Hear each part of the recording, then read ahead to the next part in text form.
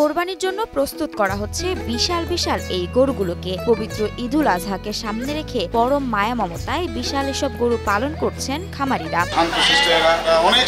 প্রতিদিন যত্ন করা হয়। এরই মধ্যে কোরবানি ঈদের বেশ আগে গরু বেচা কেনা শুরু হয়েছে দেশের বিভিন্ন খামারে। লাখ লাখ টাকায় বিক্রি করছে বিশালদেহী এসব গরু। এবারের কোরবানিতে আমার এই চারটাই এবার আছে, ইনশাআল্লাহ সেটা আবার বিক্রিও হয়ে গিয়েছে। ঢাকার এক বড় ভাইয়ের কাছে এটা উনি নিয়েছে 13 লক্ষ টাকা দিয়ে আমি বিক্রি করেছি। তবে এর আগে এসব গরুর পেছনে বেশ শ্রম ও সময় দিতে হয় খামারিদের। বর্তমানে গরু পালনে জনপ্রিয় হচ্ছে অর্গানিক পদ্ধতি।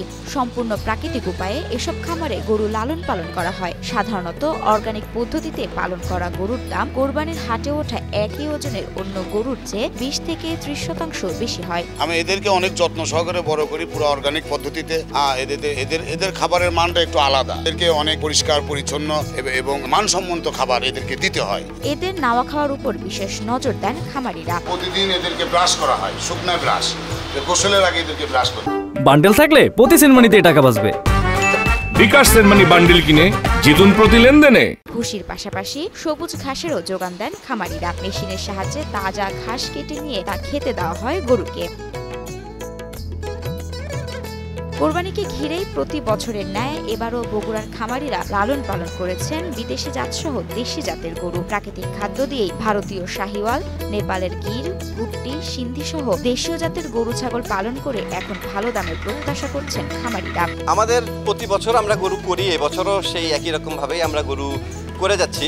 এখন গরু মোটামুটি আমাদের কুরবানি উপযোগী গরু প্রায় 70টার মতো আছে খামারে। প্রতি বছরই ঈদ এলে গরু বিক্রি করে বাড়তি আয় করেন তারা। ছোট বড় খামারের পাশাপাশি ঈদকে সামনে রেখে গরু মোটা তাজা করে থাকেন প্রান্তিক খামারিরা। বড় বছর তো গরু পালি, কুরবানির মধ্যে একটু বাজারটা ভালো পাওয়া যায়, কিন্তু কয়েক বছর ভালো বাজার পাচ্ছি না আমরা। আসলে আমার মূলত ব্যবসা হচ্ছে গাভীর দুধের ব্যবসা করি আমি। আমার এখানে যে বাছুরগুলো জন্মগ্রহণ করে সেগুলো আমরা বড় করে থাকি। বিগত বছরগুলোতে ভালো দাম পাওয়ায় পশুপালনে আগ্রহ বেড়েছে খামারিদের। খামারি যেমন বেড়েছে তেমনি বেড়েছে কোরবানির পশু। শুধু গরুই নয়, পাশাপাশি ভেড়াও পালন করছেন খামারিরা। তবে এবার গোখাদ্যের মূল্য বৃদ্ধিতে পশুপালনের খরচ বেড়েছে বলে জানান তারা। এই বছর উৎপাদন খরচ তো বেশি, আপনারা সবাই জানেন হয়তো বা মার্কেটে দেখছেন যে ভুসির দাম, যেটা গরুর মেইন খাদ্য গমের ভুসি এবং অন্যান্য যে খাদ্যর দামগুলি তুলনামূলক বেশি। কোরবানির জন্য বগুড়া জেলায় 51,146 জন খামারি এবছর 7,46,442টি পশু প্রস্তুত করেছেন। প্রস্তুতকৃত পশুর সাথে